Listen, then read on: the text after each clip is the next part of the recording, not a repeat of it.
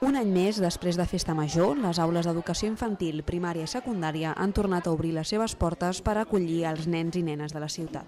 7.560 alumnes de Viladecans han començat l'escola, tot i que hi ha una part, uns 316, que van començar el dia 3 de setembre perquè eren d'escoles bressol, i doncs hem de dir que tot ha començat amb molta normalitat. Els col·les, tot i haver estat amb obres tot l'estiu, doncs han pogut començar amb tranquil·litat, els nens han entrat molt bé i ara tenim una setmana de molta pluja, però tot i això doncs creiem que no hi haurà cap incidència. D'aquests més de 7.000 alumnes, 1.616 són d'educació infantil, 3.904 de primària i 2.046 de secundària. Els primers dies de classe han comportat presentacions tant de professors com d'alumnes i també la indicació de diverses pautes a seguir, com ara l'horari i diverses normes de comportament. Al final del primer dia, els alumnes han valorat positivament la seva tornada a l'escola.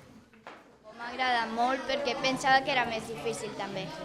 Pensava que ens donarien deures ja quan venim, però només ens van donar un, así que a mí em sembla bé.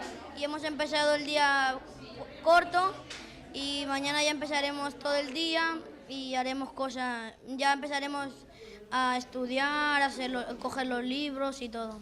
Ja estava una mica nerviosa, però ja coneixia gent i ara ja m'he fet més amiga de gent i molt bon rotllo. El curs escolar també ha portat millores en diferents centres de la ciutat, com ara les pistes esportives o la construcció de cuines pròpies.